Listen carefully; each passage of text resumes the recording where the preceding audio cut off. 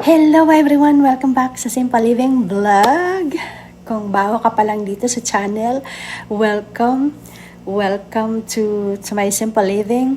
Dito sa ating munting channel guys, pinag-uusapan natin ang simpleng pamumuhay, work-life balance, at kung paano natin unti-unting binubuo ang buhay na gusto natin. Alam nyo, minsan, may nagtatanong sa akin, worth it pa ba mag-YouTube ngayon? Sa panahon ngayon. Ang dami ng mga creators, ang dami ng mga nag-YouTube, mga ganon. At ang sagot ko po ay, 100% yes, worth it pa rin. At sa video na to, pag-uusapan natin kung bakit simpleng pagpo-post sa YouTube ay maaring makapagpabago ng buhay mo.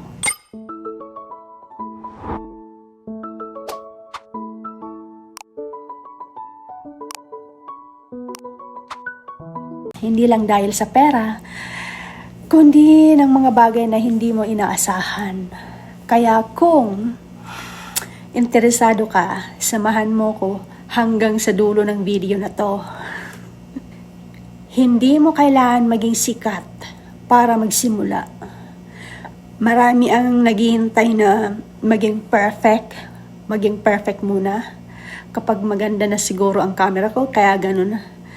Siguro saka na pag may maganda na akong camera, mga ganon. Kapag pumayat na siguro ako, kaya pwede na. Kapag maganda na ang bahay ko, kapag marunong na akong magsalita. Pero sa totoo lang, kung lahat tayo naghihintay na maging perfect, baka hanggang ngayon ay wala ka pa ring video na i-upload. At isipin mo to guys, ang unang video na halos lahat ng successful creators o YouTubers, medyo awkward din. Yung iba parang kinakabahan. Yung iba, ikaw parang flashlight ng multo. Yung audio, parang may electric fan na gustong maging main character.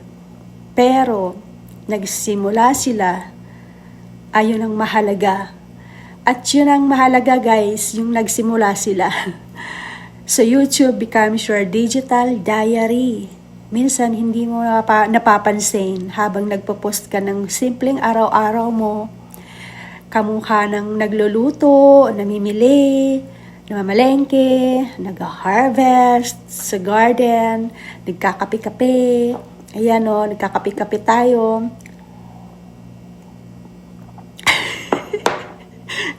Yung timang nare-record ang buhay mo. After 5 years, mapapanood mo ulit at sasabihin mo sa sarili mo, ay grabe pala, ganito pala ko noon, hindi lang pala videos ang ginagawa ko. O ang ginagawa mo, memories pala. Nakakabuo ito ng confidence. Kung introvert ka, welcome to the club. Nung una, nakakailang magsalita sa camera. Ganun ako. Parang invisible audience na nanghuhusga. Pero habang tumatagal, nagiging natural na. At ang nakakatuwa, kahit wala kang kausap, marunong ka na magsalita.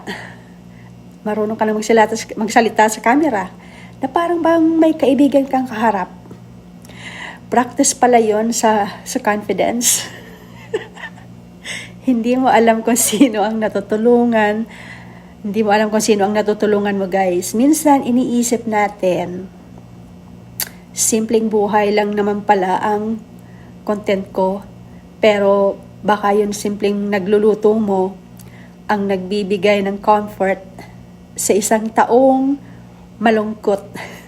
Baka yun ang tahimik mong umaga ang nagbibigay ng peace sa isang stress na empleyado kamukha ko.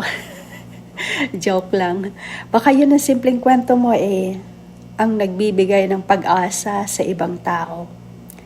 Hindi natin alam, kaya wag mong maliitin ang simpleng content creators. Pwede rin itong maging extra income.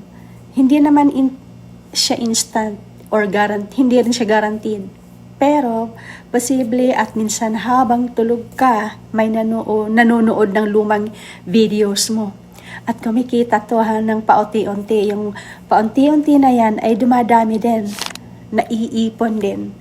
Parang empleyado ng video mo. Ikaw natutulog lang. Siya nagtatrabaho. Sana all, di ba?